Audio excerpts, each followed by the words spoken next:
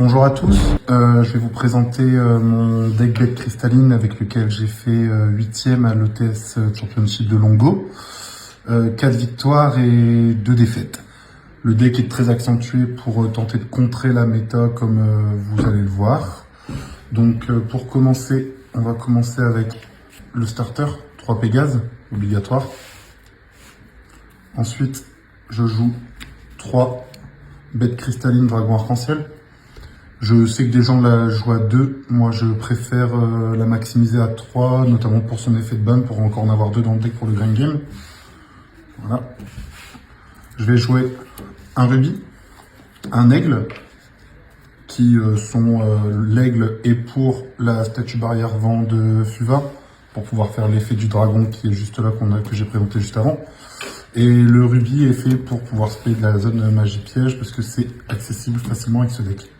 Ensuite, je vais jouer le dragon arc-en-ciel, une brique, mais une brique en main de départ, mais qui est essentielle pour faire l'effet du dragon arc-en-ciel bête cristalline de juste avant, et pour pouvoir activer l'une des magies que je vais vous présenter tout à l'heure. Ensuite, la seule trap que je vais jouer, c'est 3 shifters, parce que Tear Element. Parce que Tear Element, il n'y a pas d'autre chose.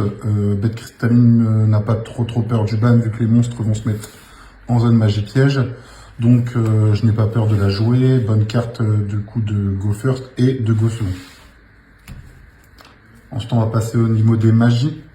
Au niveau des magies, je vais jouer 3 liens cristallins, de façon à pouvoir accentuer plus facilement mon accès à Pégase. Pareil, je sais que des gens la jouent à 2, pareil, je la préfère à 3 parce que dans la version contrôle que je joue, je tiens à ne pas brick et avoir le plus facilement possible un starter. Je vais jouer 3 ponts arc-en-ciel pour tutoriser les liens cristallins notamment et d'autres cartes cristal, les pièges, etc. pour le contrôle. Pour moi, elle est obligatoire à 3. Je vais jouer 3 ponts arc-en-ciel du cœur. La nouvelle carte, l'une des nouvelles cartes bête cristalline qui permet de beaucoup de choses, une extra norme, elle permet de gérer le board adverse quand un monstre bête cristalline arrive en zone magie piège, ça permet de cibler un et de renvoyer en main, très fort, et ça permet également de tutoriser les magies pièges cristal. Donc voilà, magie continue essentielle pour le deck que je joue à 3. Je vais jouer 2 éveils ultimes du cristal. Je suis en train de réfléchir pour la passer à 3. Pour l'instant, elle est à 2, donc l'idée est d'avoir accès du coup à cette carte en révélant mon dragon arc-en-ciel. Ou alors de l'aspect de rubis que j'ai montré tout à l'heure. Je vais jouer 3 pots d'extravagance. Je joue à 40, je veux accentuer, je veux minimiser un maximum les mains mortes et accentuer mes accès à mes starters, donc voilà, c'est pour ça. Par rapport à la méta, je vais jouer 3 valets mortuaires main deck.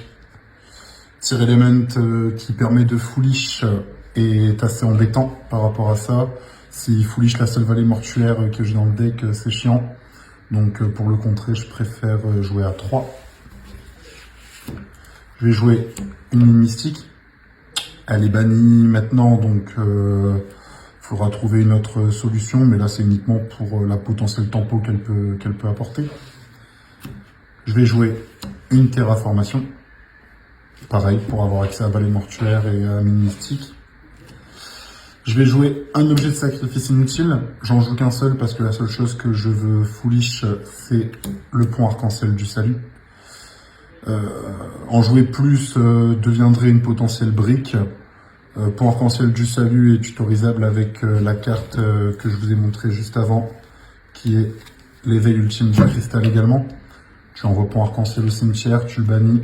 Ça te permet également d'aller chercher un starter, donc c'est intéressant. Voilà pourquoi je joue objet sacrifice inutile, pour essayer de maximiser, d'avoir un starter supplémentaire. Je vais jouer 2 fois la contre-piège miracle du cristal et je vais jouer 3 conclaves du cristal. Conclave parce que pour moi c'est la meilleure piège du deck. Ça détruit dès qu'un monstre est détruit, je peux spé du deck très fort. Je peux l'envoyer au cimetière, cibler 1, Bête cristalline que je contrôle et une carte sur le terrain. Je les renvoie tous les deux à la main, donc ça me permet de recycler potentiellement mes bêtes cristallines qui sont en zone magie piège. Le miracle du cristal contre piège, surtout pour protéger potentiellement Vallée Mortuaire des Lightning Storm, des plumeaux de Damarpi, etc. Que Tyr Element peut jouer. Donc voilà pourquoi je les joue. Et ensuite, pour le main deck, je vais jouer 2 Arcane Bee. Donc il ne peut y en avoir qu'un. Je sais que Tyr Element ne le prend pas forcément. Par contre, Flunder le prend. Donc je voulais quand même avoir quelque chose pour out Flunder, out Rika aussi. Je sais que c'est pas forcément dans la méta, mais avec la performance de Rika au championnat d'Europe, on en voit. Donc je voulais me donner quand même une solution pour Rika. Donc voilà pour le main deck qui fait donc un main deck à 40 cartes. Par rapport à l'extra deck, pour l'extra deck, je vais jouer pareil, Tyr Element oblige et pot d'extra oblige, je vais jouer 3 dwellers. Détache 1, empêche les effets du cimetière, trop fort, complète très très bien Vallée Mortuaire. Je vais jouer 3 Bagushka. Parce que voilà, sur une end-phase Bagushka, l'adversaire est peut quand même être bien bloqué, donc ça permet de temporiser le temps d'avoir accès à nos bonnes cartes si jamais on a une main faible. Donc je trouve la carte intéressante.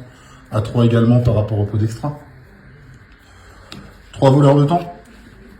Selon le deck que j'affronte, je trouve que la carte est intéressante. La magie permet de piocher 1 si jamais je rattache une magie du deck adverse.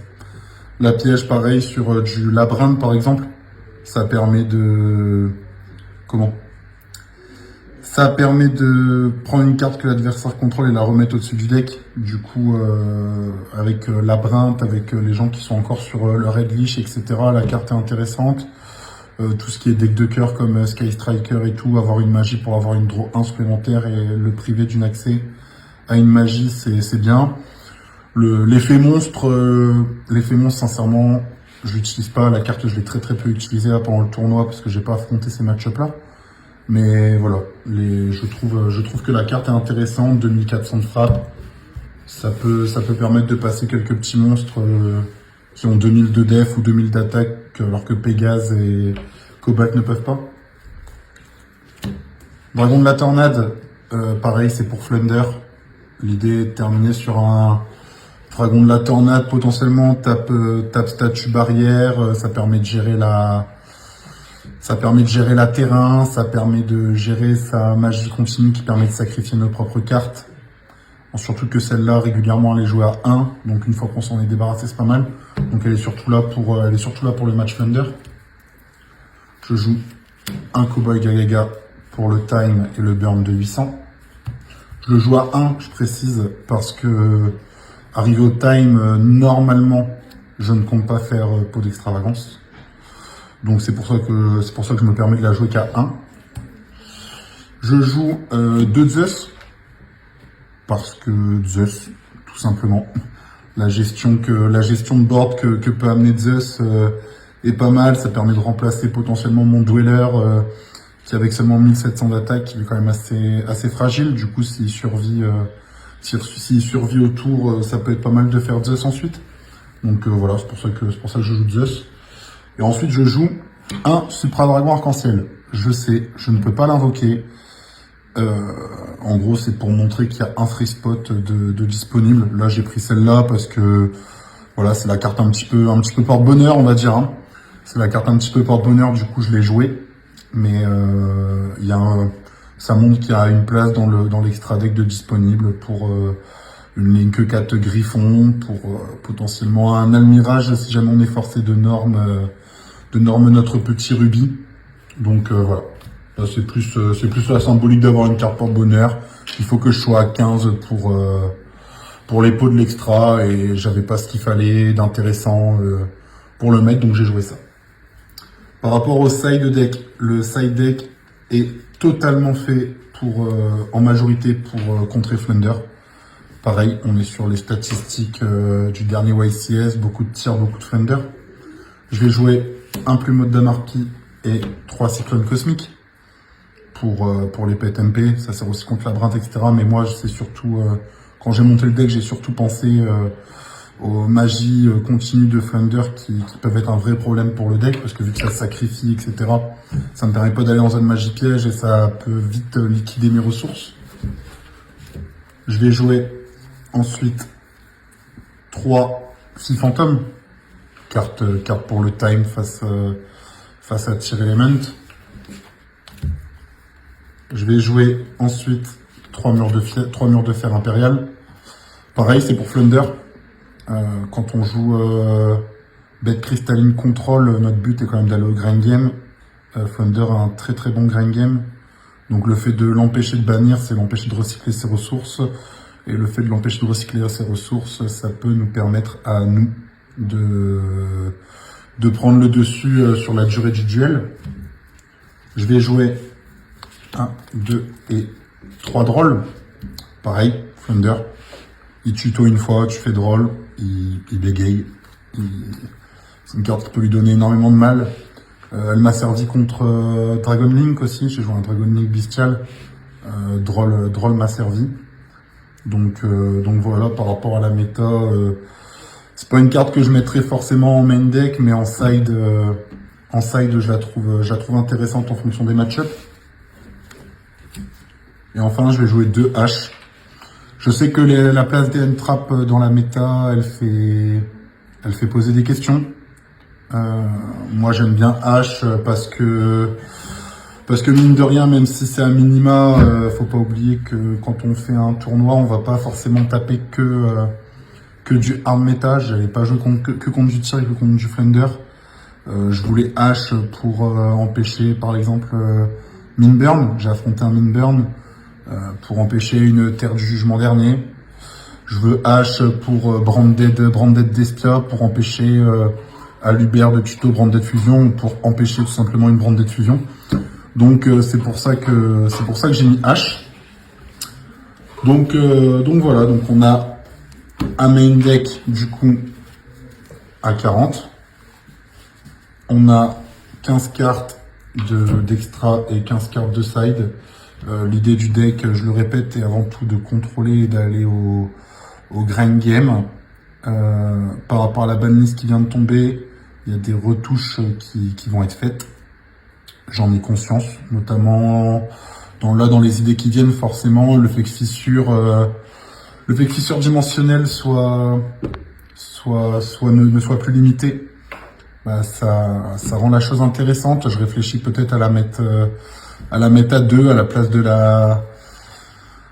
la mine mystique, et peut-être à la place de la vallée mortuaire ou de la terraformation, puisque du coup avec la banlist, je ne sais pas si Tyr Element sera encore extrêmement représenté. Ça sera peut-être Flunder. Donc voilà, je vais attendre un peu les prochains tournois pour voir. Et je vous dis quoi pour une prochaine vidéo, pour les prochains résultats. N'hésitez pas à suivre la page de l'équipe, ça serait super sympa. Tsunami Card Gaming, les copains font également des résultats très sympathiques. Et puis je vous dis à une prochaine fois. À bientôt.